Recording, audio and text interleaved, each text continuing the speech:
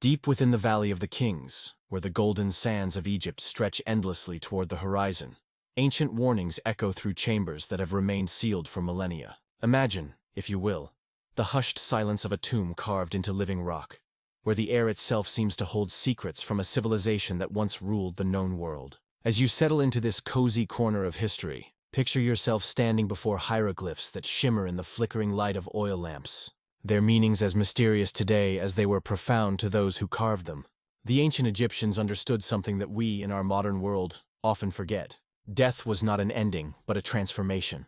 A journey that required preparation, protection, and most importantly, respect. Every pharaoh, every noble, every person of means who could afford it, prepared for this journey with the same careful attention we might give to planning the most important trip of our lives. Because for them, it truly was. Picture a master craftsman, his weathered hands steady despite decades of work, carefully selecting each pigment for the wall paintings that would guide a pharaoh's soul through the afterlife. The deep blues made from crushed lapis lazuli, worth more than gold. The vibrant reds from ochre and cinnabar. The pure whites from gypsum that would catch and hold the light of eternity. Each color chosen not just for beauty but for meaning, for power, for protection. In the gentle glow of torchlight, these artisans worked in reverent silence, knowing that every stroke of their brushes, every carefully carved hieroglyph, served a purpose greater than art.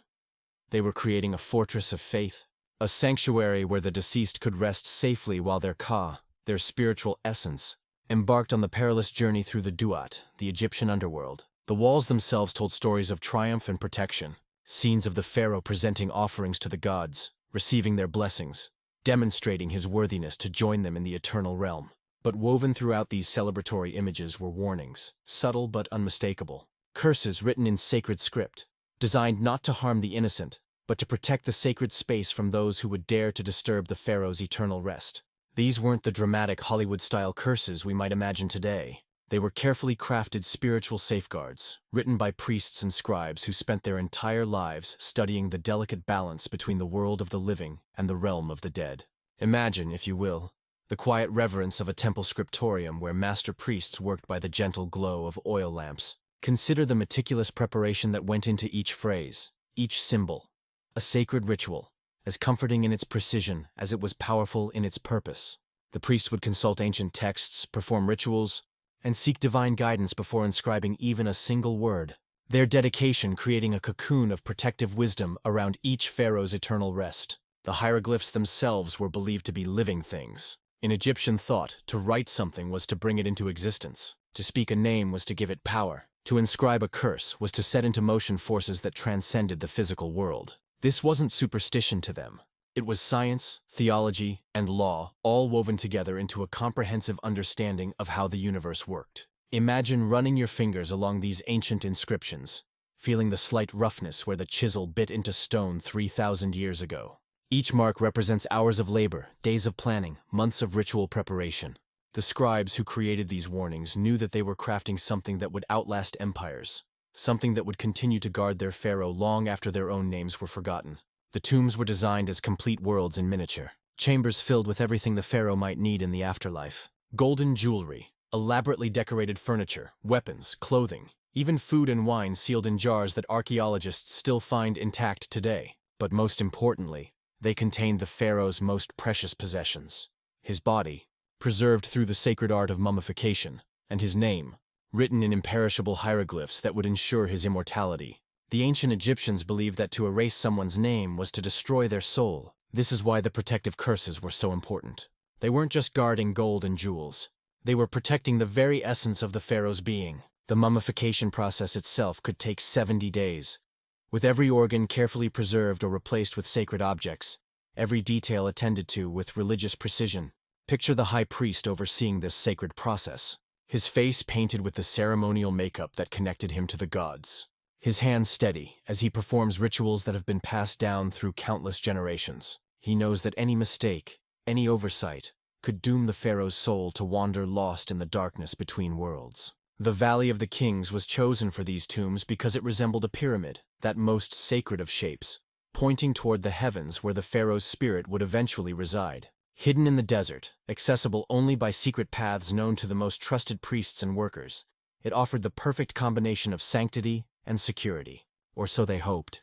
The workers who carved these tombs lived in special villages, cut off from the outside world for the duration of their work. They were sworn to secrecy, bound by oaths that carried religious as well as legal weight. Many were skilled artisans who took pride in their craft, creating masterpieces that would never be seen by living eyes once the tomb was sealed. Their payment came not just in gold and grain, but in the knowledge that they were participating in something sacred, something that connected them directly to the divine order of the universe.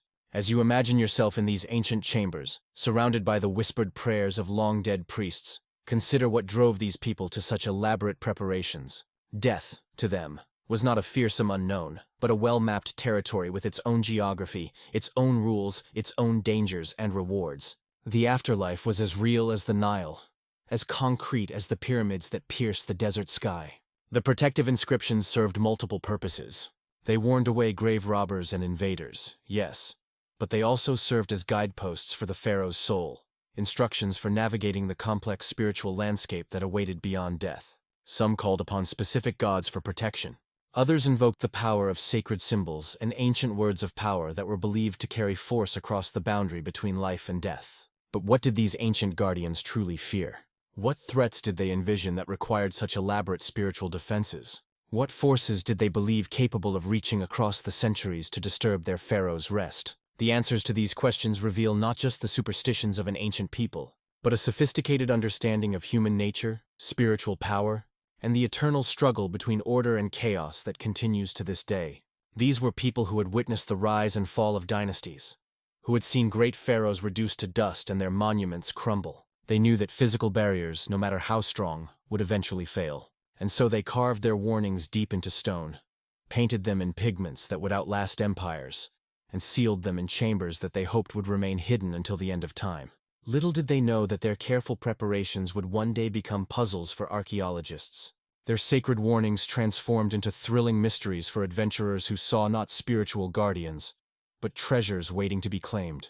These ancient warnings held secrets that would only be revealed when their protective power was finally tested by time itself. To understand what they truly protected, we must journey to November 1922, when a young archaeologist named Howard Carter stood at the threshold of the most extraordinary discovery in Egyptian history.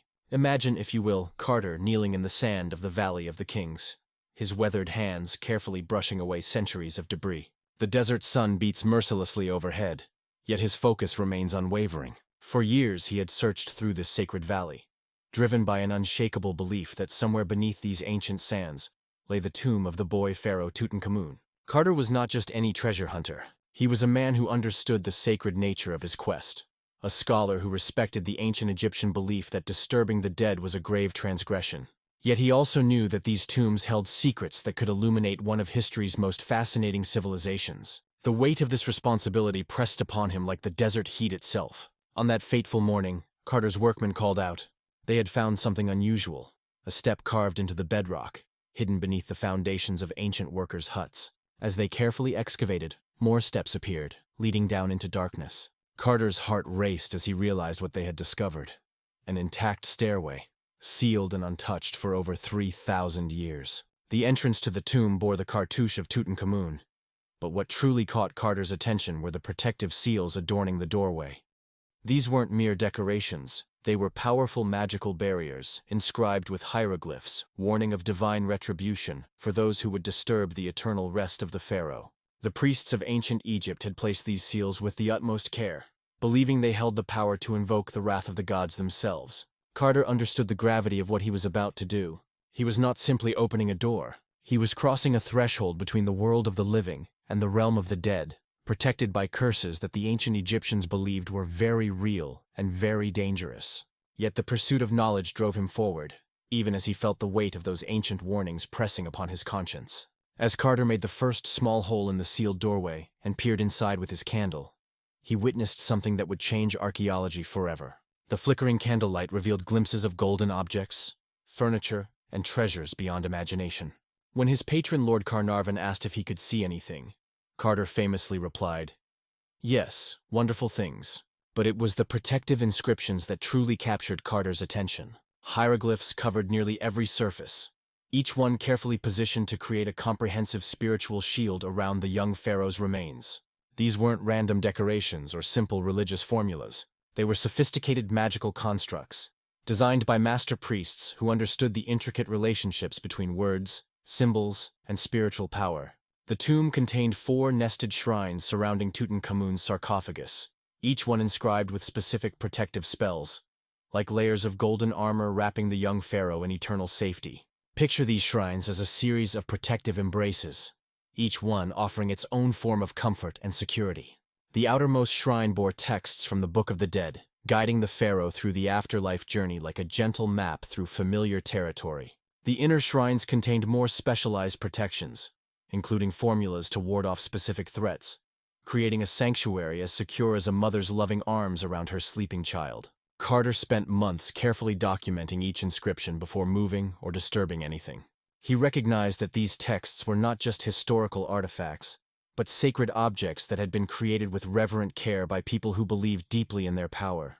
The hieroglyphs themselves seemed to watch him as he worked, their ancient eyes following his every movement. The protective spells weren't limited to the walls and shrines. Tutankhamun's mummy was wrapped with over 150 amulets and protective charms, each one inscribed with specific formulas designed to guard different parts of his body and soul.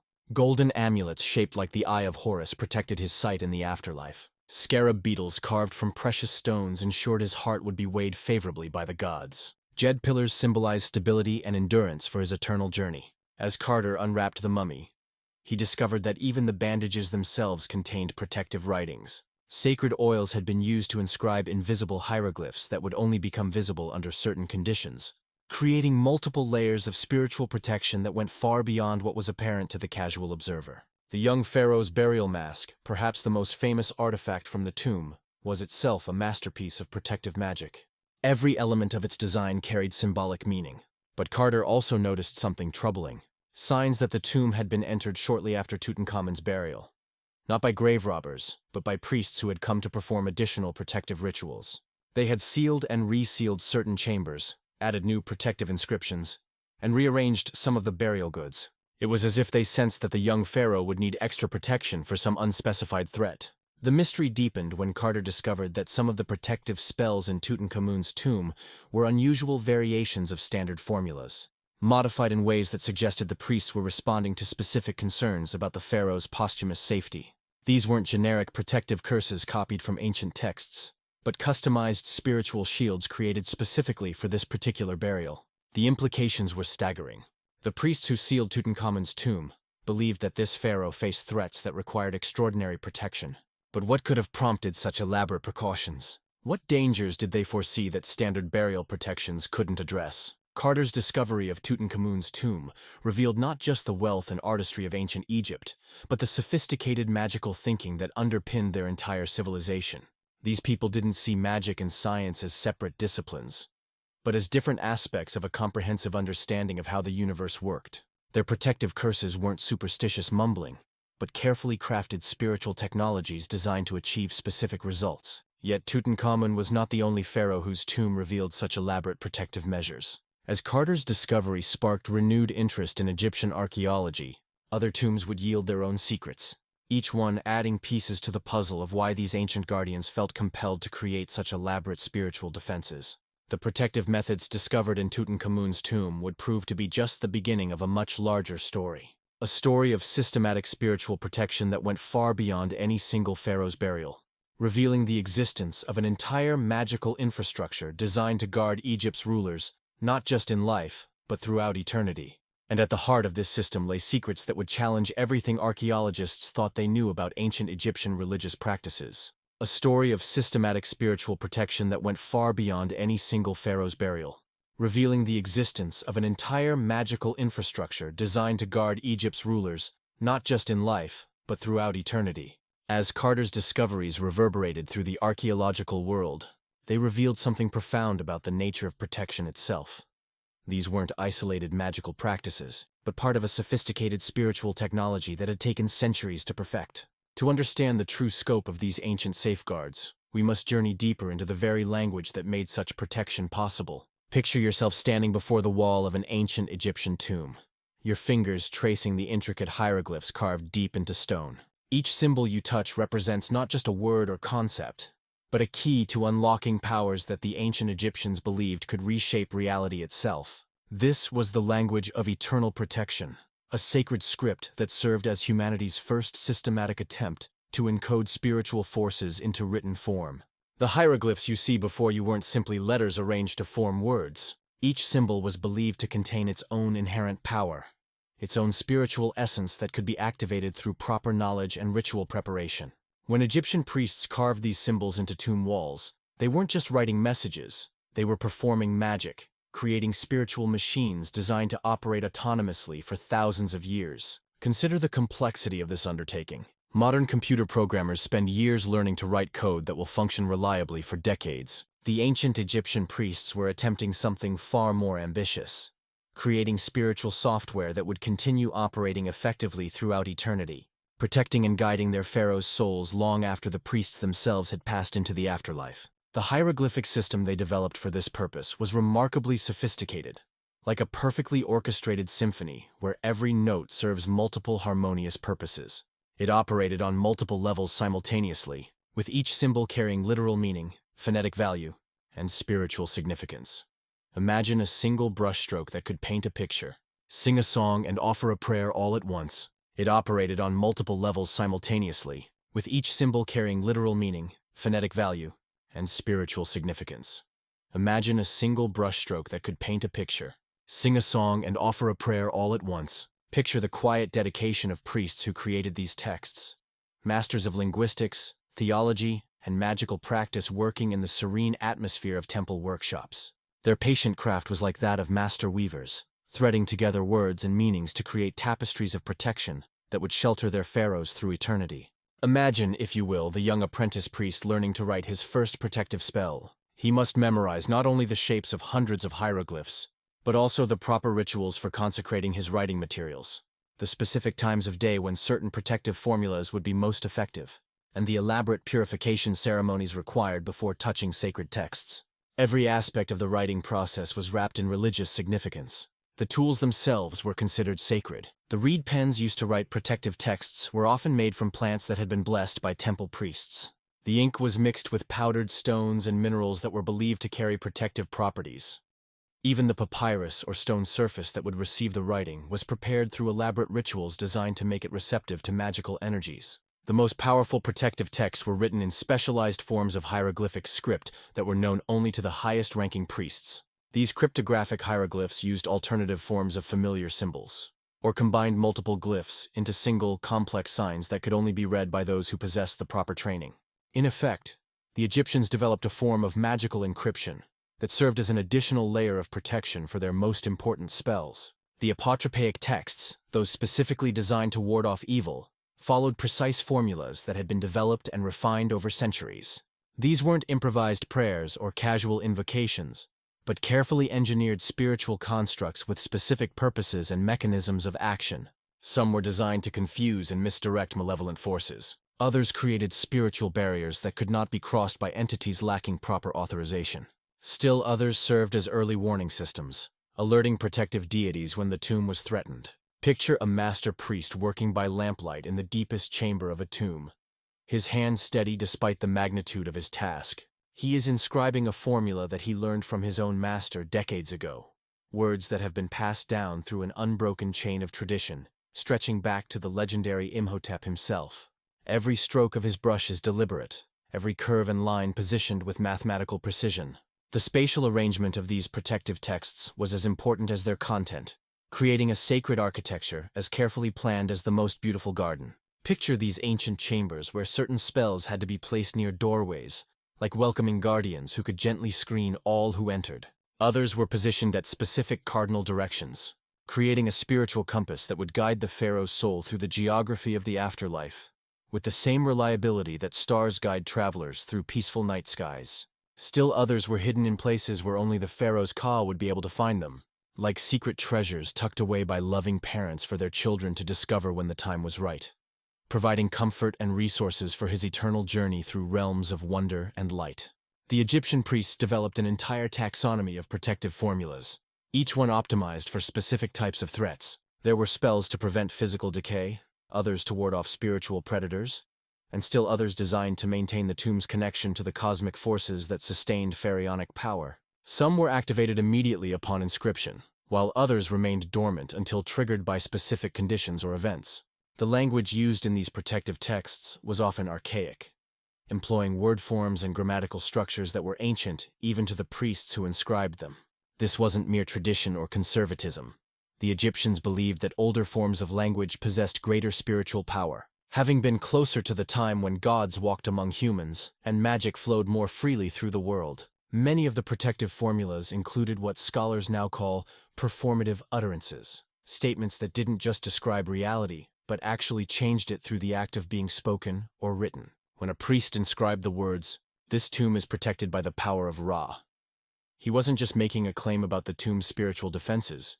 He was actually invoking Ra's protection through the very act of writing those words.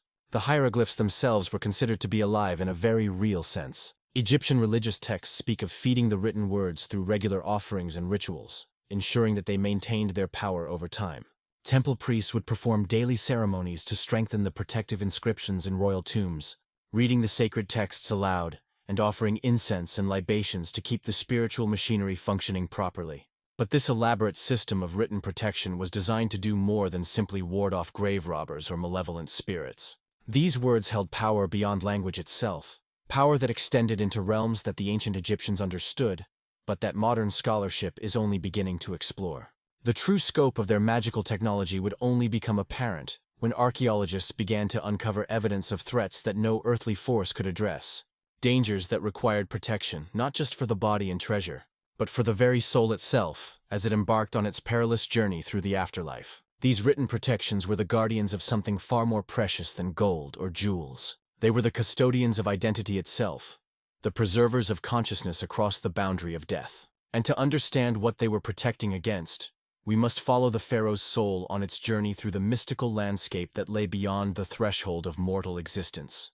Yet these words held power that reached far beyond the tomb walls themselves. They were not merely descriptions of spiritual realities. They were spiritual realities encoded in written form, designed to activate when their deeper significance was truly understood. And to comprehend their ultimate purpose, we must follow their most perilous journey, into the mysterious realm that the ancient Egyptians called the Duat. Imagine, if you will, consciousness itself detaching from the physical body at the moment of death, suddenly finding itself in a landscape that operates according to rules completely unlike those of the mortal world. This is the Duat, the Egyptian underworld, a realm where thoughts become tangible, where intentions manifest as living entities, and where the soul must navigate challenges that would be literally unthinkable to the living mind. Picture yourself as a pharaoh's Ka, his spiritual essence, emerging into this otherworldly realm for the first time. The landscape before you shifts and changes according to its own mysterious logic. Rivers of starlight flow through valleys carved from crystallized time. Mountains of forgotten memories rise toward skies filled with the dreams of the gods. This is not a place of punishment or reward in the way we might imagine hell or heaven, but a complex spiritual geography with its own geography, climate, and indigenous inhabitants. The journey through the Duat was not a brief passage from life to afterlife, but an epic voyage that could take centuries to complete. The pharaoh's soul would encounter a succession of challenges, each one designed to test different aspects of his spiritual development and fitness for divine consciousness. Some challenges were puzzles that required wisdom to solve. Others were trials of courage that demanded the soul face its deepest fears. Still others were tests of compassion and justice that revealed the true character of the deceased. The first challenge awaiting the pharaoh's soul was the lake of fire, though this sounds far more frightening than it truly was. Imagine instead a vast expanse of gentle, purifying light, like the warm glow of countless candles that would tenderly wash away any spiritual impurities that might have accumulated during his lifetime. This wasn't the hellfire of punishment that we might fear, but a cleansing process as essential and comforting as a warm bath after a long journey. Those who had lived righteously would pass through these healing flames unharmed, feeling only the gentle embrace of purification. Even those burdened with unresolved concerns would find themselves not trapped, but lovingly held in this transformative light until they were ready to continue their journey. Like resting in a warm, safe place until morning comes and the path forward becomes clear. Beyond the lake of fire lay the Serpent of Chaos, an enormous cosmic entity that represented the fundamental forces of entropy and dissolution that constantly threatened to unmake the ordered universe. This wasn't simply an obstacle to overcome, but a test of the pharaoh's commitment to maintaining cosmic order. The soul that could face the serpent without losing its essential integrity would demonstrate its worthiness to join the gods in their eternal struggle against the forces of chaos. Picture the Pharaoh's Ka standing before this cosmic serpent, its scales reflecting the light of distant stars, its eyes holding the wisdom of primordial darkness. The encounter is not a battle in any conventional sense, but a moment of recognition, the soul acknowledging its role in the greater cosmic drama, accepting its responsibility to serve as a guardian of order in both the spiritual and material realms. Now, you might think the most challenging aspect of the Duat journey was its fundamental loneliness. But imagine instead a different kind of solitude. Not the frightening isolation we might fear, but the peaceful quiet of a meditation retreat, or the gentle solitude of a moonlit walk through a familiar garden. The Pharaoh's soul traveled this path individually, like a student on a personal journey of discovery, guided by the protective spells inscribed in his tomb that served as loving companions, ancient words that whispered direction and comfort like the remembered voices of dear friends. Rather than a place where one wrong turn could lead to endless wandering, picture instead a realm where every step was gently guided, where the path itself was designed with the same loving care that parents use when teaching their children to walk safely through the world. The Egyptian conception of the afterlife was remarkably sophisticated in its understanding of consciousness and identity. They recognized that death did not simply transfer the soul from one location to another, but fundamentally transformed the nature of existence itself. The Ka that emerged into the Duat was not simply the living pharaoh in a different place, but a new form of being with capabilities and vulnerabilities unlike anything experienced in mortal life. This transformed consciousness required new forms of protection. Physical barriers that might stop grave robbers were useless against the spiritual predators that hunted souls in the Duat. Conventional weapons could not defend against entities made of pure intention or crystallized emotion. Only spiritual technology, the sacred formulas and protective incantations inscribed in the tomb, could provide effective defense in this otherworldly realm. The protective texts served multiple functions during the Duat journey. Some acted as maps, providing crucial information about the spiritual geography the soul would encounter. Others functioned as passwords, giving the Pharaoh's Ka the knowledge needed to pass through guarded checkpoints staffed by divine beings. Still others operated as emergency beacons, allowing the soul to call for help from protective deities when faced with insurmountable challenges. The most sophisticated protective formulas were designed to adapt to changing circumstances during the journey. They contained conditional clauses that would activate different defensive measures depending on the specific threats encountered. Like modern computer programs with multiple subroutines, these ancient spiritual algorithms could respond to a wide variety of situations without requiring active management from the Pharaoh's soul. The ultimate destination of the Duat journey was the Hall of Two Truths, where the Pharaoh's heart would be weighed against the feather of Ma'at, the goddess of truth and justice. This was not simply a moral evaluation, but a precise measurement of the soul's spiritual density. A heart heavy with unresolved guilt or corruption would fail the test, while one that had achieved perfect balance through righteous living would be found worthy of divine status. But even reaching the Hall of Two Truths was no guarantee of success. The Pharaoh's soul might encounter any number of detours, distractions, and dangers along the way. Some souls became lost in the labyrinth of memory, endlessly reliving moments from their mortal lives. Others were seduced by the Garden of Illusions, where false pleasures kept them from continuing their journey. Still others fell prey to the devourers of names, entities that consumed the very identity of souls, leaving them as mere shadows of their former selves.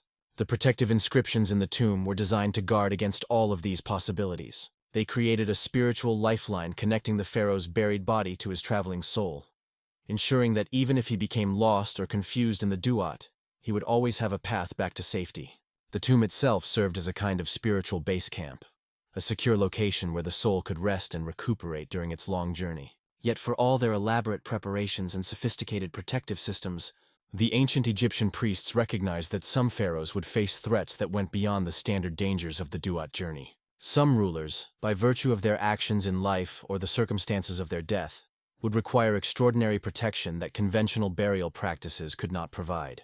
These were the pharaohs who had challenged the established order, who had attempted to remake Egyptian society according to their own vision, who had dared to redefine humanity's relationship with the divine.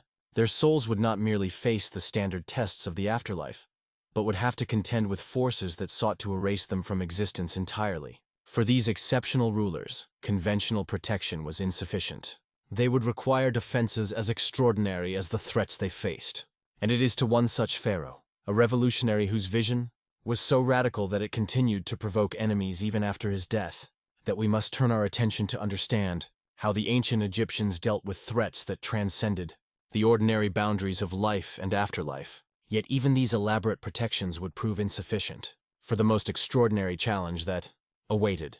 Threats so unprecedented that they would force the ancient priests to push beyond the very foundations of magical practice itself. To understand the ultimate sophistication of Egyptian protective magic, we must examine the case of a ruler whose revolutionary vision made him enemies, not just among the living, but among the cosmic powers themselves. Imagine, if you will, a pharaoh standing alone on the rooftop of his palace, gazing up at a sun that he alone among all Egyptians dared to call by a different name. This is Akhenaten, the heretic pharaoh whose religious revolution would shake the foundations of Egyptian civilization and require protective measures unlike any devised before or since.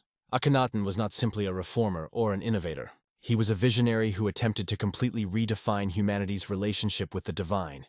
Imagine someone trying to change not just the rules of a game, but the very nature of playing itself. For over 1,000 years, the Egyptian people had found comfort in worshipping a pantheon of gods, each one governing different aspects of life and death, like a loving extended family.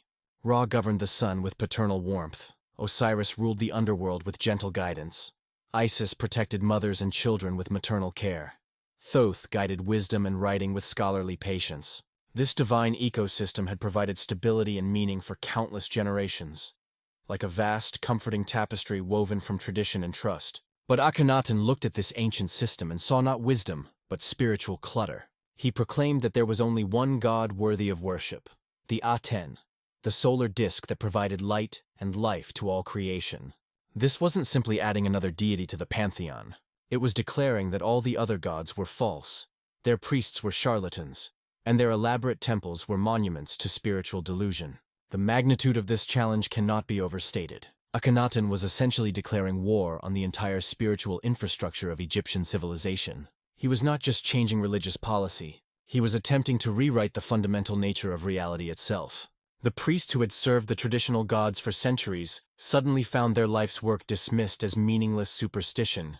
Picture the chaos that erupted throughout Egypt as word of Akhenaten's decree spread. Temples that had stood for centuries were ordered closed. Statues of beloved gods were defaced or destroyed.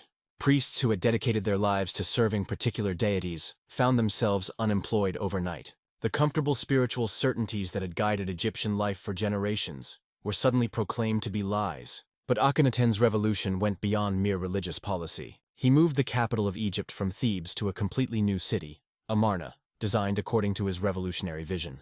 He changed artistic conventions, encouraging more realistic portrayals of the human form, instead of the idealized figures that had dominated Egyptian art for centuries. He even changed the way he presented himself, appearing in art as an elongated, almost alien figure that seemed to belong to a different species than ordinary humans. The resistance to Akhenaten's revolution was immediate and intense. The displaced priests didn't simply accept their dismissal quietly. They began working actively to undermine the pharaoh's authority. Regional governors, many of whom owed their positions to the traditional religious establishment, began to question the pharaoh's legitimacy. But the truly dangerous opposition to Akhenaten came from forces that operated beyond the realm of normal political resistance. The ancient gods, according to Egyptian belief, were not merely symbols or concepts, but actual beings with their own consciousness, desires, and power. Akhenaten wasn't just offending human priests. He was challenging divine entities that had the capability to respond to his threat. The Egyptian worldview held that gods could intervene directly in human affairs when sufficiently provoked. They could inspire dreams and visions, influence the course of battles, cause plagues and famines, and even strike down individuals who had earned their displeasure. A pharaoh who declared them to be false idols would naturally become the target of their collective wrath. Picture Akhenaten in his final years, increasingly isolated as his revolutionary vision collapsed around him. His new capital was struggling economically as trade partners, disturbed by Egypt's religious upheaval, began to look elsewhere for commerce. His military was stretched thin as vassal states, sensing weakness, began to assert their independence. His own family was fracturing as the stress of constant opposition took its toll. But perhaps most troubling of all were the signs that divine forces were actively working against him. Crop failures plagued Egypt during his reign, suggesting that the agricultural gods were withholding their blessings. Plague struck his city of Amarna with unusual frequency, implying that deities of health and protection had withdrawn their support. Even the sun itself, symbol of his beloved Aten, seemed to be turning against him as solar eclipses occurred with ominous regularity during his final years. When Akhenaten finally died, his opponents moved swiftly to erase all traces of his revolution. His successor, the young pharaoh Tutankhamun, immediately restored the traditional gods and moved the capital back to Thebes.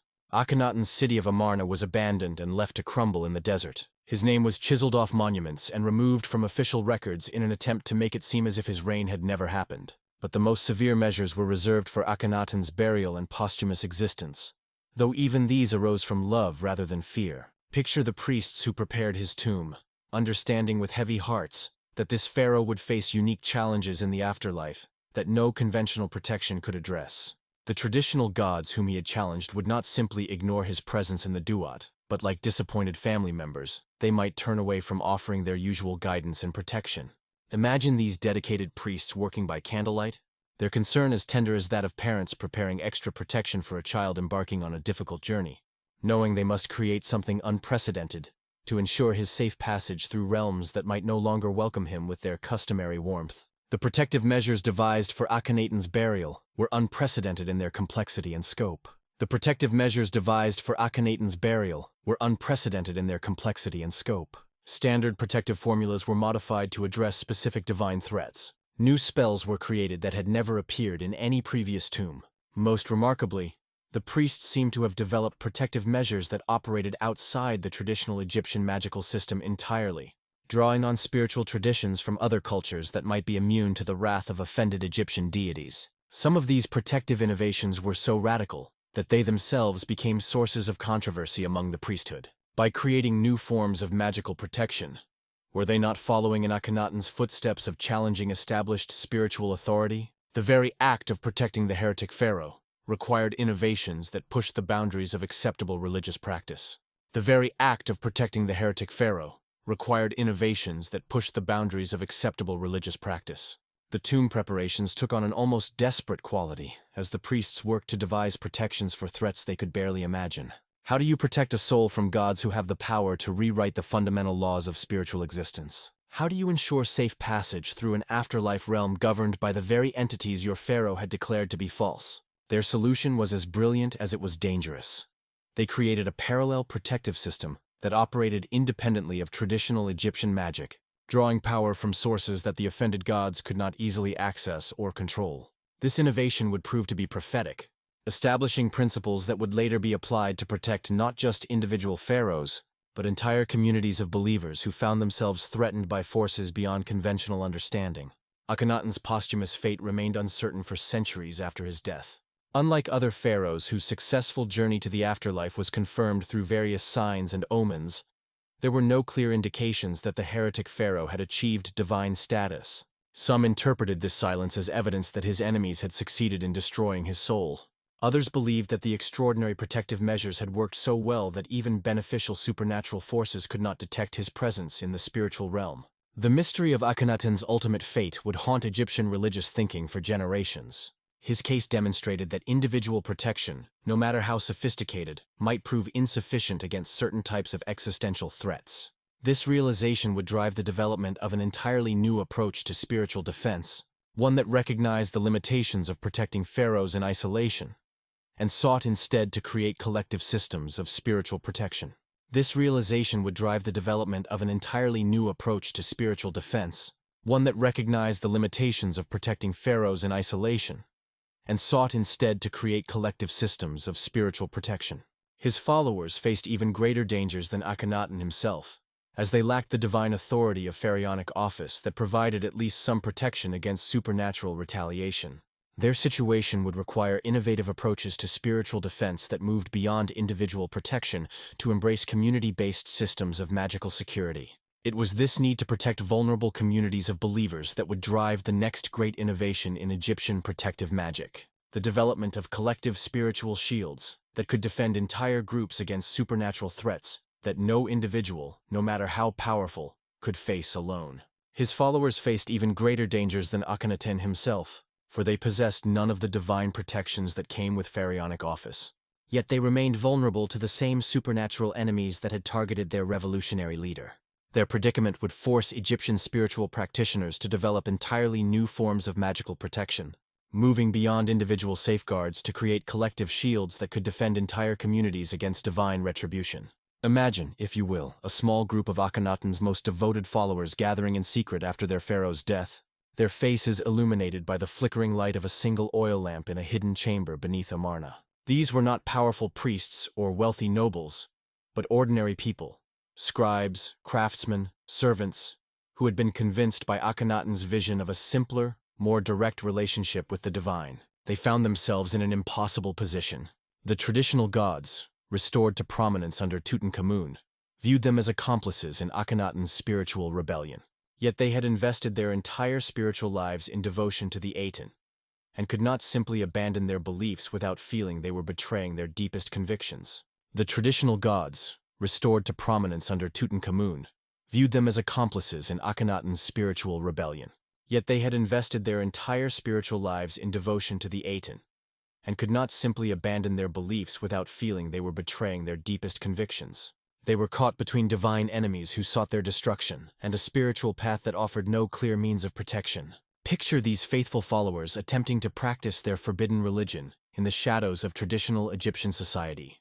They could not build temples to the Aten, for such structures would immediately be identified and destroyed. They could not openly pray to their chosen deity, for such prayers would mark them as enemies of the restored religious order.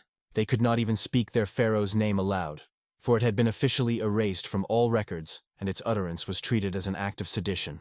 Yet they discovered something remarkable in their shared persecution.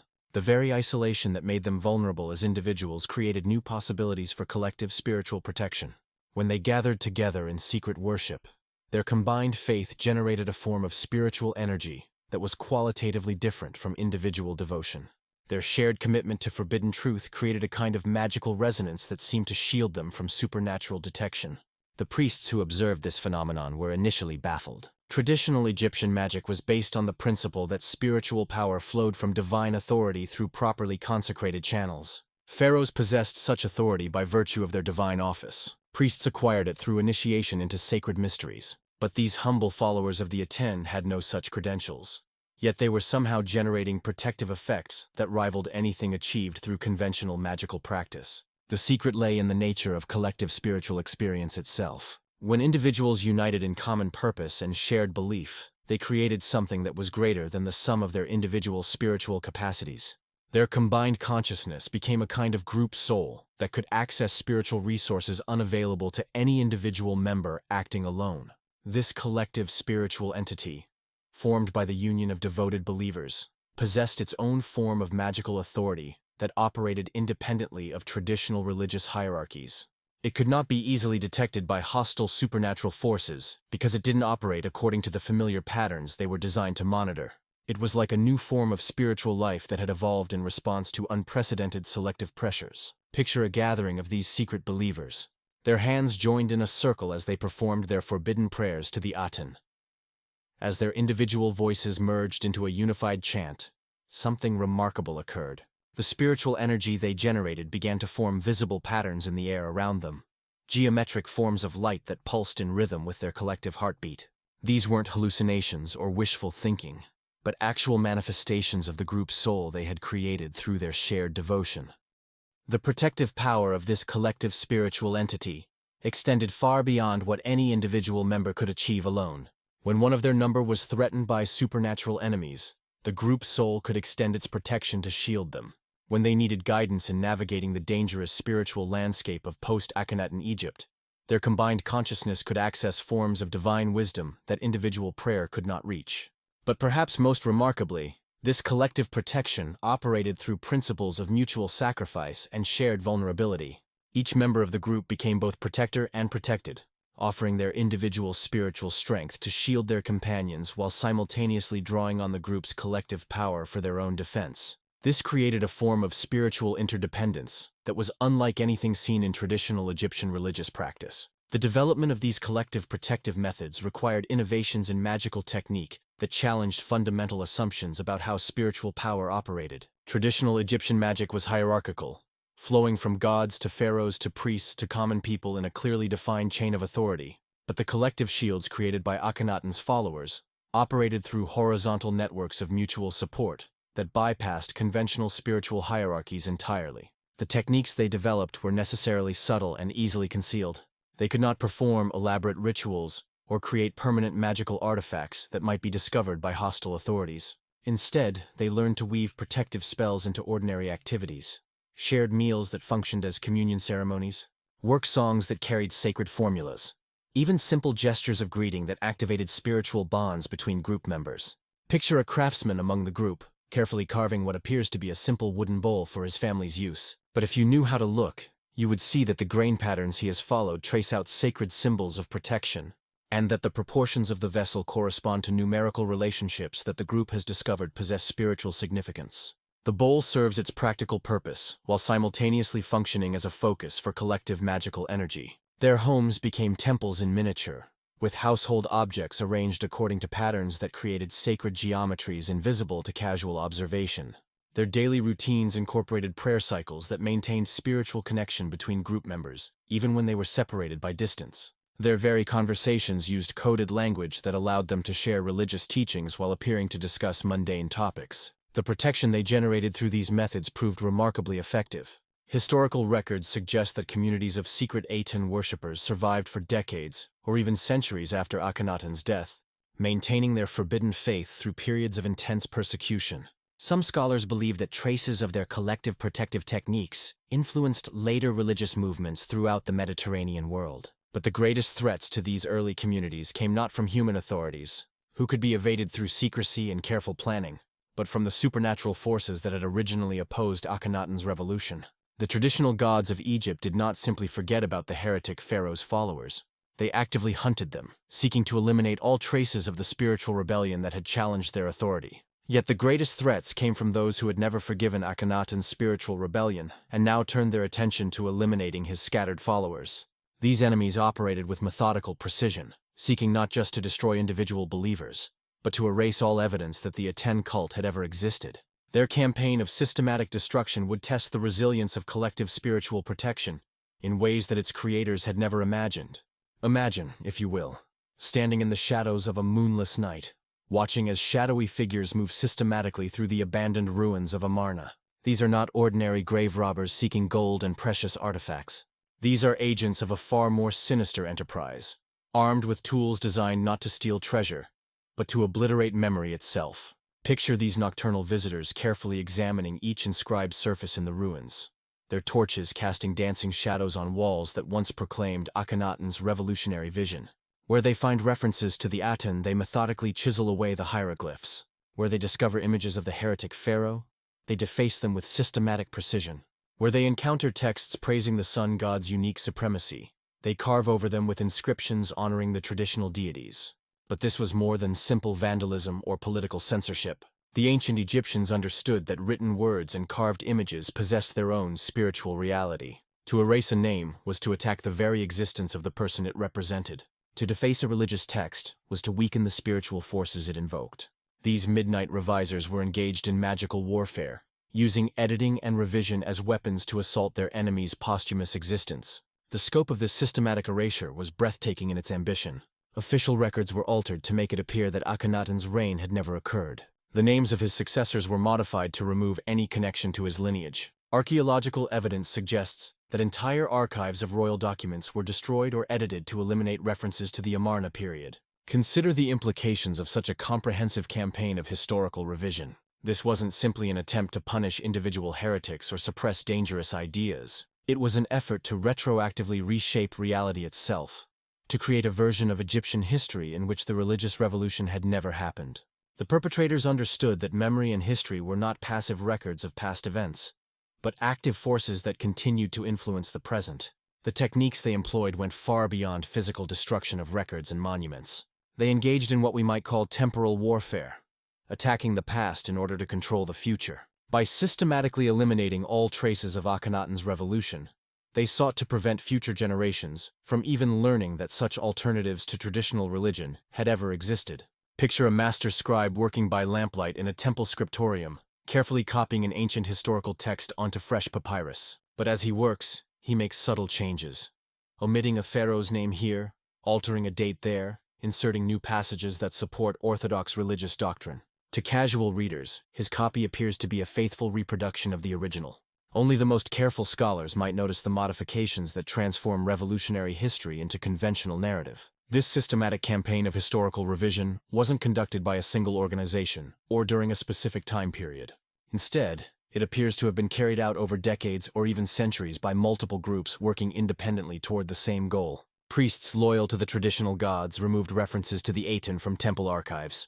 Royal scribes eliminated mentions of Akhenaten from official chronicles. Even private citizens, motivated by religious orthodoxy or political caution, destroyed personal documents that might connect them to the heretical period. The supernatural dimension of this erasure campaign was particularly insidious. The traditional gods, according to Egyptian belief, possessed their own agency and could inspire their followers to take actions that served divine purposes. The systematic nature of the erasure effort suggests that it may have been guided by a supernatural intelligence that understood the spiritual mechanics of memory and identity in ways that transcended ordinary human knowledge. The assault on Akhenaten's followers was part of this larger campaign. As the last living links to the heretical period, they represented a form of evidence that no amount of textual revision could eliminate. Their memories, their stories, their continued devotion to forbidden truths. These were the final obstacles to the complete erasure of the Amarna revolution. But the attacks on surviving believers went beyond simple persecution or execution. The evidence suggests that they were subjected to forms of spiritual warfare, designed to destroy not just their bodies, but their souls. Ancient texts hint at cursing campaigns that targeted the very identity of Aten worshippers, attempting to erase their names from the cosmic records that determined posthumous fate. Picture a secret gathering of traditionalist priests, performing elaborate rituals designed to sever the spiritual connections that bound Akhenaten's followers to their forbidden god. These ceremonies combined elements of binding magic, identity erasure, and spiritual exile, creating a form of theological quarantine that would isolate heretical souls from any source of divine protection or guidance. The sophisticated nature of these attacks required equally sophisticated defensive responses from the targeted communities. The collective protective methods they had developed for ordinary persecution proved insufficient against enemies who understood the deepest principles of spiritual existence. They needed innovations that could operate at the level of fundamental spiritual reality, protecting not just their physical safety or social acceptance, but the very integrity of their souls. Their response would represent one of the most remarkable developments in the history of magical practice. The creation of spiritual technologies capable of preserving individual and community identity against attacks that operated at the level of cosmic law itself. These innovations would influence spiritual practice throughout the ancient world and establish principles that continue to operate in various forms today. But the immediate challenge facing Akhenaten's followers was survival against enemies who possessed resources that seemed to transcend normal human capabilities. Their struggle would test the limits of collective spiritual protection and drive the development of defensive techniques that moved beyond conventional magic into realms that few previous practitioners had ever explored. Some protection transcended the realm of human politics and religious conflict entirely, operating according to principles that connected the spiritual guardians of Egypt to cosmic forces that had existed since the foundation of the world itself. These were the invisible guardians, whose protection extended beyond any single pharaoh or dynasty, beyond any particular religious system or theological dispute, into the fundamental spiritual architecture that sustained Egyptian civilization through millennia of change and challenge. Imagine, if you will, standing in the pre-dawn darkness at the edge of the Egyptian desert, where the sands meet the fertile valley of the Nile. As the first rays of sunlight begin to paint the eastern horizon, you might sense something that has nothing to do with the ordinary transition from night to day. There is a presence here, ancient and watchful, that has maintained its vigil since the first pharaoh was crowned, and will continue long after the last pyramid has crumbled to dust. This is not the presence of any particular god or goddess from the familiar Egyptian pantheon. It is something more fundamental, a spiritual infrastructure that underlies and supports all the more specific forms of divine protection that we have already examined. Picture it as a vast network of invisible guardians, each one charged with maintaining some essential aspect of the cosmic order that makes civilized life possible. These guardians operate according to principles that transcend the particular beliefs or practices of any specific religious tradition. They are not concerned with whether Egyptians worship Ra or Aten, whether they follow traditional burial customs or revolutionary innovations, whether they support one pharaoh or another. Their focus is on maintaining the fundamental spiritual conditions that allow human consciousness to exist and flourish in harmony with cosmic law. Consider the complexity of maintaining such a system across thousands of years of cultural change and religious evolution. Human civilizations rise and fall. Religious ideas emerge and disappear. Individual rulers live and die. But throughout all these surface changes, deeper spiritual principles must remain constant. The invisible guardians are the custodians of these enduring principles, the maintainers of cosmic infrastructure that operates below the level of ordinary awareness.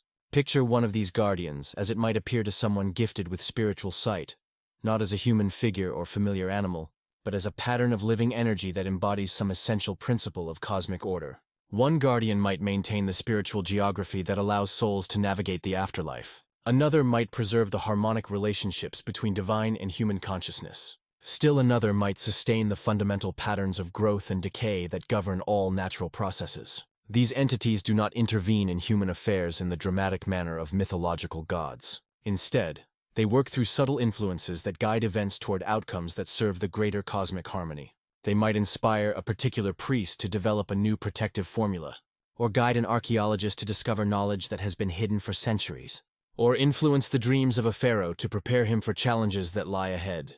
The protection they provide operates on multiple levels simultaneously. At the most basic level, they maintain the spiritual stability that allows physical existence to continue according to predictable laws. Without their constant vigilance, the forces of entropy and dissolution would rapidly overwhelm the delicate patterns of organization that make life possible. But their protection extends beyond mere physical preservation to encompass the realm of consciousness itself. They guard the pathways that allow individual awareness to connect with universal principles. They maintain the spiritual templates that preserve essential human qualities across generations. They protect the repositories of wisdom that allow each civilization to build upon the achievements of its predecessors. Picture the invisible guardian that watches over the preservation of knowledge, ensuring that essential teachings are passed down through appropriate channels, even when the surface institutions that normally preserve them are threatened or destroyed. When libraries burn and temples crumble, this guardian inspires certain individuals to memorize crucial texts. When political upheavals threaten to disrupt traditional teaching lineages, it guides knowledge toward new carriers who can preserve it until conditions improve. Another guardian maintains the spiritual bonds that connect past, present, and future generations of humanity. It ensures that the wisdom gained by ancient sages remains accessible to their descendants, that the spiritual progress made by earlier civilizations is not lost to later generations, and that each new era can build upon, rather than merely repeat the achievements of the past. The methods these guardians use to provide protection are as diverse as the aspects of existence they oversee. Some work through what we might call spiritual field effects, maintaining invisible energy patterns that influence the probability of various outcomes. Others operate through the medium of consciousness itself, inspiring insights and intuitions that guide individuals toward beneficial choices. Still others work through the manipulation of what traditional cultures called fate or destiny, ensuring that certain encounters and opportunities occur at precisely the right moments. Their protection is not limited to human beings, but extends to all the forms of life and consciousness that participate in the cosmic order they maintain. They guard the spiritual essence of places, ensuring that certain locations remain conducive to spiritual practice and divine communication. They protect the integrity of natural systems, maintaining the delicate balances that allow ecosystems to function harmoniously. They even preserve the essential patterns of non-physical entities, ensuring that beneficial spiritual influences remain available to those who know how to access them. The ancient Egyptians were among the first human civilizations to develop systematic methods for consciously cooperating with these invisible guardians. Their elaborate religious and magical practices were designed not simply to petition the gods for favors or protection, but to align human activity with the deeper cosmic principles that the guardians maintained. When Egyptian priests developed protective formulas for pharaonic tombs, they were not simply creating isolated magical effects. They were participating in a vast collaborative effort between human and non-human intelligence to maintain the spiritual infrastructure that made Egyptian civilization possible. Each protective inscription, each carefully designed ritual, each precisely constructed tomb was another contribution to this ongoing partnership. Picture an Egyptian high priest performing the daily temple rituals that maintain the spiritual connection between his pharaoh and the cosmic order. As he speaks the ancient formulas and makes the prescribed offerings, he is not simply going through empty motions or attempting to manipulate supernatural forces for immediate benefit. He is participating in the maintenance of invisible spiritual machinery that operates according to principles more complex and sophisticated than anything achieved by human technology. The effectiveness of Egyptian protective magic derived largely from its alignment with these deeper cosmic principles. The invisible guardians could amplify and sustain magical effects that served the greater harmony, while opposing or neutralizing those that threatened cosmic stability. This is why certain protective formulas remained effective for thousands of years, while others failed almost immediately, not because of differences in magical technique, but because of their relationship to the fundamental spiritual infrastructure that the guardians maintained. But the most powerful protection these invisible guardians could provide was not any specific defensive measure or magical formula. It was something far more subtle and fundamental: the preservation of the spiritual architecture itself that made all forms of protection possible. This architecture was built not from stone or metal but from consciousness itself, crystallized into patterns that could endure across millennia. But the most powerful protection was embedded not in magical formulas or spiritual guardians, but in the physical architecture itself that housed these sacred practices. To understand the ultimate sophistication of Egyptian protective technology, we must examine the monuments that served as the final line of defense against forces that could threaten not just individual pharaohs or specific religious traditions, but the fundamental spiritual principles that made Egyptian civilization possible. Imagine, if you will, standing before the Great Pyramid of Giza, as it would have appeared at the moment of its completion over 4,500 years ago. The entire structure gleams like a jewel in the desert sun, its polished limestone casing stones fitted together with such precision that you cannot slip a knife blade between them. At its apex, a golden pyramidion catches and focuses the sun's rays, sending brilliant beams of light across the surrounding desert. But what you are seeing is only the most superficial aspect of a construction project that represents one of the most sophisticated attempts in human history to encode spiritual principles into physical form. Every dimension of this monument, every angle and proportion, every hidden chamber and precisely calculated passage, has been designed according to mathematical relationships that connect earthly architecture to cosmic harmonies that most human beings cannot even perceive. Picture the master builders who designed this structure, working with knowledge that combined the most advanced understanding of mathematics, astronomy, and engineering of their time with spiritual insights that had been preserved through countless generations of priestly training. These were not mere architects or construction supervisors, but initiates into mysteries that revealed the deepest relationships between matter and consciousness, between earthly existence and cosmic law. The pyramid was not simply a tomb or a monument to royal power.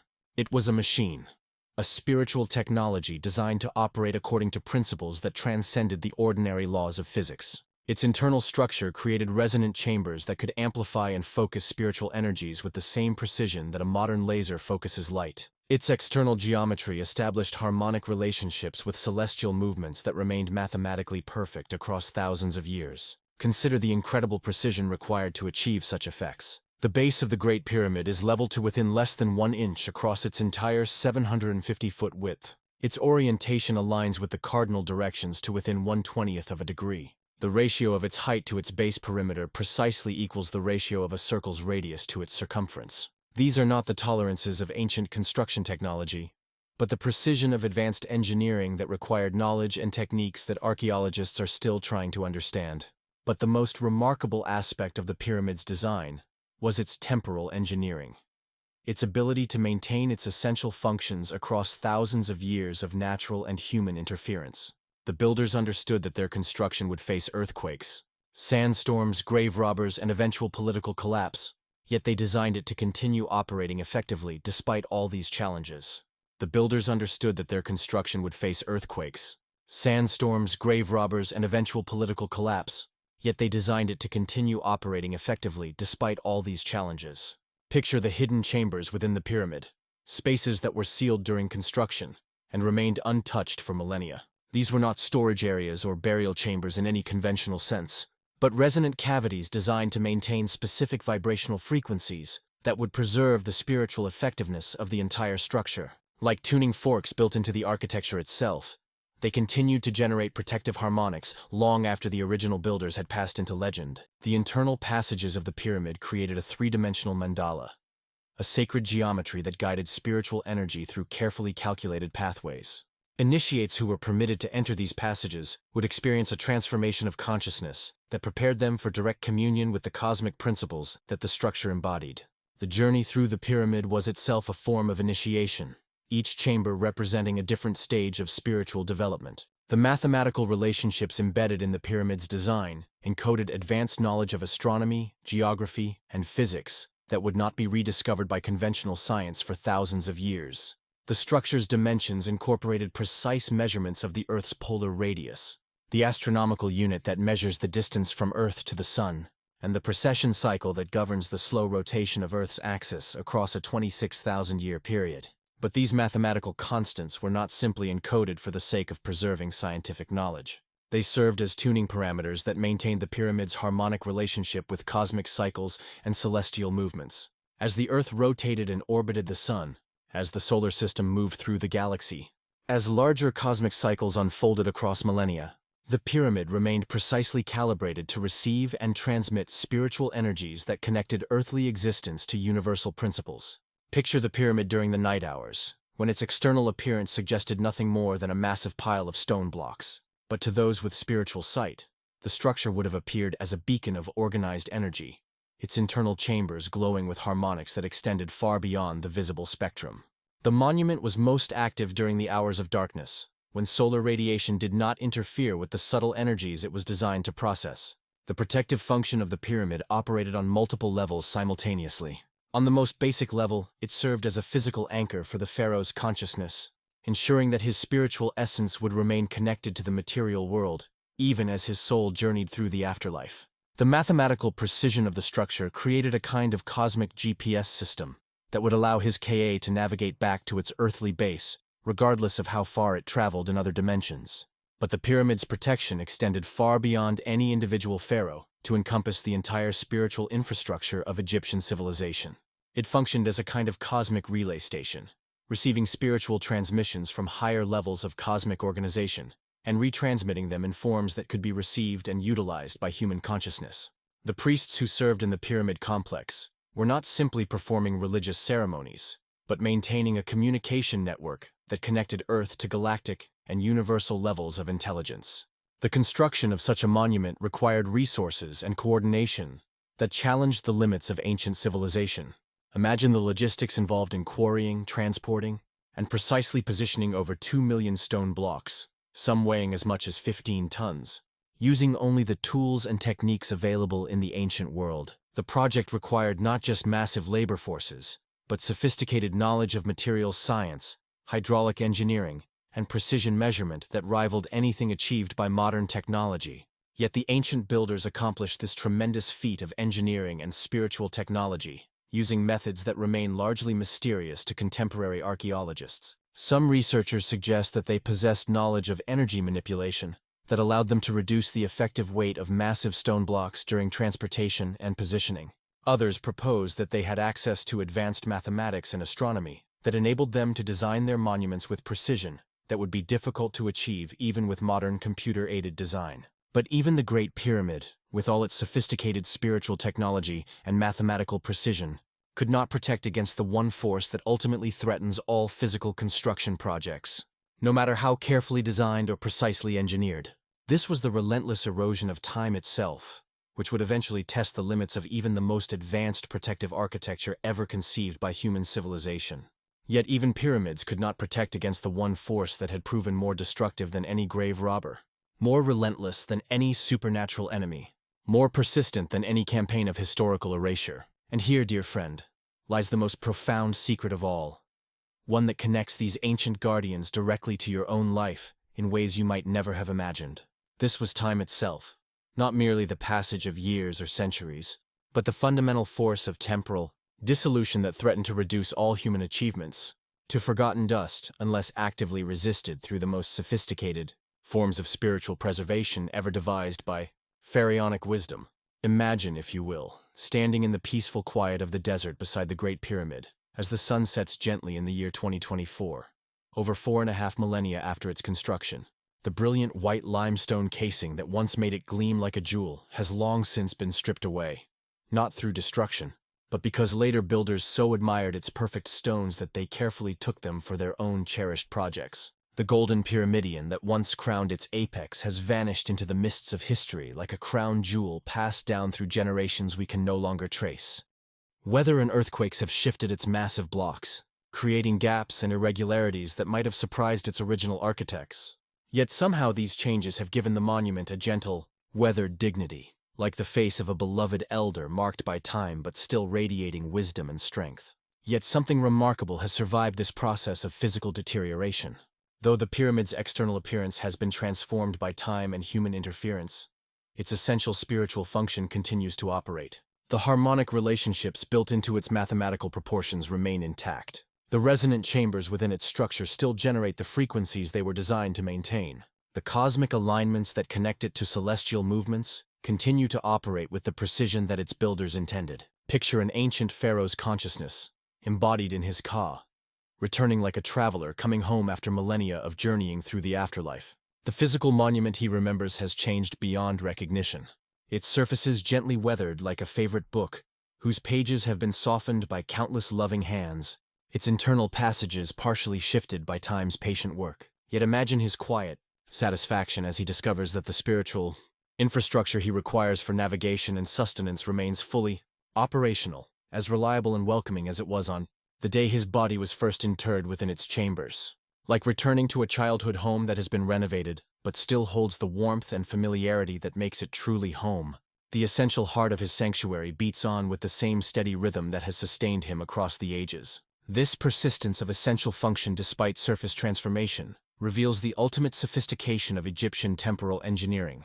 The builders of the pyramids understood that time operates according to different principles at different levels of reality. Physical matter is subject to entropy and decay, but spiritual patterns and harmonic relationships can maintain their integrity across geological timescales if they are properly encoded into appropriate structures. The pharaohs' victory over time was not achieved through preservation of their physical bodies or monuments, though these were important components of their overall strategy. Instead, it was accomplished through the creation of information patterns that could survive the destruction of any particular physical substrate. Like genetic information that passes from one generation to the next, despite the death of individual organisms, the essential patterns of pharaonic consciousness were encoded in forms that could transcend the limitations of any specific material embodiment. Consider the implications of this approach to immortality. The pharaohs were not attempting to preserve their mortal personalities unchanged for eternity, as if death were simply an inconvenient interruption in ordinary life. Instead, they were participating in a process of conscious evolution that would transform their individual awareness into something far more stable and enduring than biological consciousness could ever be. Picture the pharaoh's soul discovering that the journey through death had revealed aspects of identity that were far more fundamental than the personality, traits and memories that had defined his earthly existence. These deeper patterns of consciousness were like mathematical equations written in the language of spirit, abstract formulations that could be instantiated in countless different forms while retaining their essential structure and significance.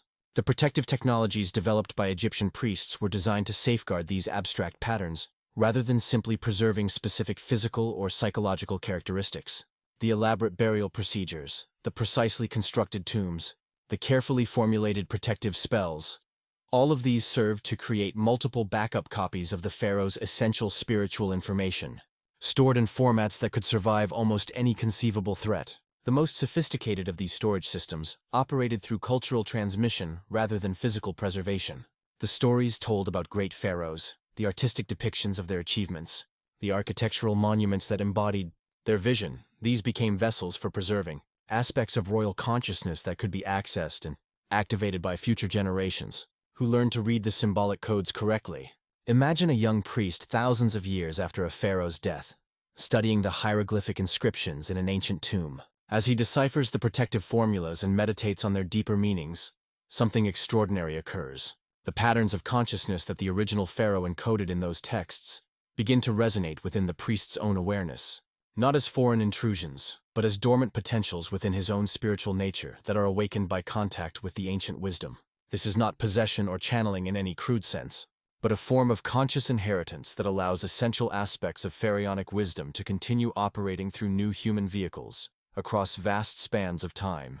The pharaoh achieves a form of immortality, not by preserving his individual personality, but by contributing to an ongoing stream of spiritual evolution that transcends any particular historical period or cultural context. The ultimate protection against time was not any specific defensive measure, but the creation of wisdom traditions that could adapt and evolve while maintaining their essential insights across countless generations of transmission. The pharaohs' greatest achievements were not their monuments or treasure hoards, but their contributions to humanity's collective understanding of consciousness, spiritual development, and the fundamental principles that govern existence at its deepest levels. Picture the pharaoh's consciousness, now evolved far beyond its original earthly form, observing the continued operation of the spiritual principles it helped to establish. From its expanded perspective, the rise and fall of dynasties, the construction and decay of monuments, even the transformation of entire civilizations, appear as surface fluctuations in a deeper process of cosmic evolution that operates according to patterns too vast for ordinary human comprehension. The pharaoh has become part of what we might call the wisdom infrastructure of human civilization, a network of conscious entities who work behind the scenes to guide spiritual evolution, according to principles that transcend the immediate concerns of any particular culture or historical period. This is the ultimate victory over time, not the preservation of temporal achievements, but participation in eternal processes that operate beyond the reach of entropy and dissolution. But even this expanded perspective reveals that the pharaoh's journey toward cosmic consciousness was only possible because of the foundation laid by countless earlier generations of spiritual practitioners who had made their own contributions to humanity's collective wisdom. The individual pharaoh's triumph over time was actually an expression of a much larger victory, the triumph of conscious evolution itself over the forces of spiritual entropy and forgetfulness. In the end, the greatest curse was not any supernatural threat or divine punishment, but something far more subtle and pervasive that threatened not just individual pharaohs or specific civilizations, but the fundamental capacity for wisdom and spiritual growth that makes human existence meaningful in the first place. Now, as we rest together in this cozy corner of ancient wisdom, having journeyed from the sealed chambers of the Valley of the Kings to the cosmic architecture of the pyramids, you've discovered the profound truth that eluded even the most powerful pharaohs of Egypt. The greatest curse was not any supernatural threat that could be warded off through magical protection, nor any divine punishment that could be avoided through proper religious observance, nor even any cosmic force that could be resisted through spiritual technology. The most dangerous curse of all was something far gentler, yet more profound. Something that operated not through dramatic supernatural interventions, but through the quiet erosion of memory. Like sand slowly covering a beautiful garden, it was the gradual dissolution of meaning that threatened to reduce all human achievement to meaningless silence, not through violence or destruction, but simply through the peaceful forgetting that comes when stories are no longer shared around warm fires on quiet evenings. Imagine, if you will, a village that had once been home to master storytellers whose tales carried the deepest wisdom of their ancestors. Picture these gifted narrators gathering their communities around evening fires, sharing stories that connected each generation to the accumulated experience and insight of all who had come before.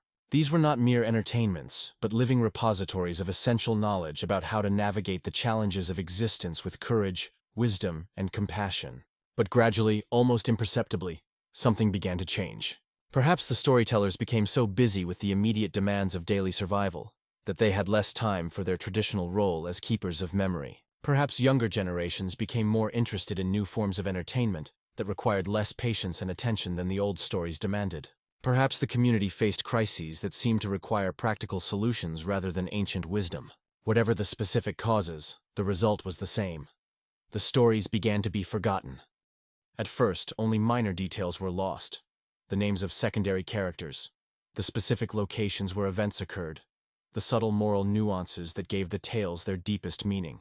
But as the erosion continued, entire narratives began to disappear from the community's collective memory. Picture the last of the master storytellers, now old and largely ignored, sitting alone by his fire as he realizes that the wisdom he carries will die with him. The stories that had sustained his people for countless generations, the insights that had guided them through times of trial and transformation, the connections to ancestors whose experiences remained relevant to contemporary challenges. All of this was about to vanish into the silence of forgetting. This was the curse that the ancient Egyptians feared above all others. Not the dramatic supernatural punishments depicted in popular imagination, but the quiet disappearance of meaning itself. They understood that individual death was natural and manageable, that political upheavals were temporary and survivable, that even divine displeasure could be addressed through proper ritual and moral correction. But the loss of cultural memory the erosion of the connections that linked each generation to the accumulated wisdom of the past. This was a form of death that threatened not just individuals, but entire civilizations. The elaborate protective measures they developed for their pharaohs were not primarily concerned with preserving royal bodies or safeguarding material treasures. They were attempts to create systems for preserving and transmitting essential knowledge across the vast spans of time that separate one era of human development from another. The pharaohs served as repositories for the most crucial insights their civilization had achieved, and their protection was ultimately about ensuring that this wisdom would remain available to future generations who might need it. Picture the Egyptian priests as they worked to encode their most important knowledge into forms that could survive the collapse of their own society. They carved essential teachings into stone tablets that could endure for millennia. They created artistic depictions that would communicate crucial insights to viewers who might not share their language or cultural assumptions. They developed mathematical and astronomical knowledge in forms that would remain valid regardless of changes in human understanding. But perhaps most importantly, they created stories, narratives that encoded their deepest wisdom in forms that human beings would instinctively want to preserve and share. The tales of pharaohs journeying through the afterlife, of gods intervening in human affairs, of magical protection safeguarding sacred spaces. These were not primitive superstitions, but sophisticated educational technologies designed to ensure that essential knowledge would be transmitted across generations of cultural change. The curse of forgetting operates through mechanisms that are largely invisible to those who experience them. Unlike dramatic forms of destruction that announce themselves through obvious signs of damage, the erosion of memory proceeds quietly and gradually until what has been lost can barely be remembered well enough to be mourned. By the time a community realizes what it has forgotten, the knowledge necessary to recover those memories has often disappeared as well. Yet in sharing this ancient story with you tonight, we've witnessed the very magic that breaks this curse, the simple, powerful act of remembering together. Consider how this curse manifests in our contemporary world.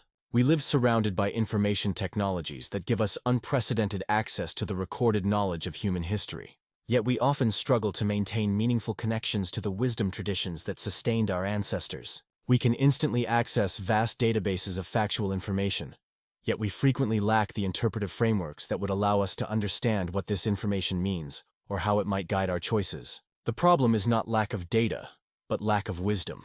The kind of deep understanding that comes from lived experience integrated with inherited knowledge and refined through generations of careful reflection. This wisdom cannot be stored in databases or transmitted through information networks because it exists not as abstract knowledge, but as patterns of consciousness that must be cultivated through direct practice and personal relationship with carriers of living tradition. Picture a young person growing up in our modern world, surrounded by more information than any previous generation in human history has ever possessed, yet feeling profoundly disconnected from sources of meaning and guidance. They have access to countless facts about their ancestors' lives, but they lack the stories that would help them understand how their predecessors faced and overcame challenges similar to those they encounter today. This disconnection from ancestral wisdom creates a form of spiritual orphanhood that leaves each generation feeling as if it must solve fundamental life challenges from scratch, without the benefit of accumulated human experience. The curse of forgetting thus perpetuates itself, as each isolated generation, lacking access to inherited wisdom, fails to develop insights that could be passed on to their own descendants. But the ancient Egyptians discovered that this curse could be broken through a very simple yet profoundly powerful act: the conscious choice to remember and share the stories that matter. When people deliberately commit themselves to preserving and transmitting essential knowledge, they create a kind of spiritual immune system that protects their community against the erosion of meaning. And this, dear friend, is exactly what you've become tonight. A guardian of memory, a keeper of these ancient stories, a living link in the chain of transmission that connects past wisdom to future need. Every time you listen carefully to stories like these, every time you share meaningful narratives with others, every time you pause to reflect on the deeper significance of what you've learned, you are participating in the ancient magic that breaks the curse of forgetting. Through your listening tonight, you've given new life to the wisdom of Egyptian priests, the courage of Howard Carter, the revolutionary vision of Akhenaten, and the enduring love of countless souls who sought to protect what they held most dear. The Guardian discovered that their true immortality did not come from ancient magic or mystical forces, but from living on in the stories that people chose to preserve and share. Every telling of their tale, every moment when someone paused to remember their sacrifice and dedication, every instance when their example inspired others to acts of kindness and protection. These were the threads that wove the strongest magic, the most enduring curse-breaking power. And so, the ultimate protection against forgetting was not a spell that could be cast once and forgotten, but an ongoing choice that each generation must make. The choice to listen, the choice to remember, the choice to pass on the stories that matter, the choice to honor those who came before, and to ensure that their wisdom and love continue to light the way for those who will come after. As our story draws to its gentle close, imagine yourself as one of those villagers, walking slowly home through the quiet streets under a canopy of stars. Feel the satisfaction of a day well lived, the comfort of knowing you are safe and protected, the warmth of being part of something larger than yourself. And as you settle into the peace of this moment, know that you carry within you the power to break the greatest curse of all. For as long as you remember these stories, as long as you honor the wisdom of the past and share it with others, as long as you choose love over indifference and remembrance over forgetting, the Guardian's protection continues. Their magic lives on through you. Their strength flows through your kindness. Their eternal vigilance continues in your caring attention to those around you. The curse is broken not by a single heroic act, but by 1,000 small choices to remember, to honor, to preserve, and to share. And in making those choices, you become part of the Guardian's eternal legacy, a living link in the chain of protection that stretches backward into the mists of time and forward into a future bright with hope and possibility. So rest now, dear friend, knowing that you are both protected and protector, both keeper of ancient wisdom and creator of new stories yet to be told. The Pharaohs' greatest victory wasn't preserving their golden treasures, but discovering that true immortality comes through stories lovingly shared and remembered. Let the gentle rhythm of your breathing match the eternal heartbeat of the earth itself. Feel the comfort of knowing that every story shared in love adds another layer of protection to our world, another strand to the web of care that connects all living things. As sleep approaches, you might reflect on how these ancient tales connect to your own life's journey, your own moments of seeking protection and meaning. Perhaps you'll dream of standing beside Howard Carter as candlelight reveals wonders, or walking with pharaohs through the mystical landscapes of the Duat, or simply sitting by that warm fireside where stories are shared and wisdom is born. Sleep peacefully, surrounded by the love of countless generations who watch over you with the same gentle care that you now carry forward. Dream sweetly of ancient guardians and eternal protection, of stories preserved and wisdom shared, of the beautiful truth that in remembering the past, we create the future. And as you drift into the restorative embrace of sleep, know that by listening, by caring, by choosing to remember, you have become part of the greatest magic of all, the magic of love that transcends time, the protection that never fades, the guardianship that passes from heart to heart across the generations. Good night, dear guardian of memory. Good night, precious keeper of stories. May your dreams be filled with the warmth of ancient wisdom and the comfort of knowing that in you, the protection continues, the magic endures, and the greatest curse of all, the curse of forgetting, is forever broken. Sweet dreams, and thank you for remembering these stories with me tonight.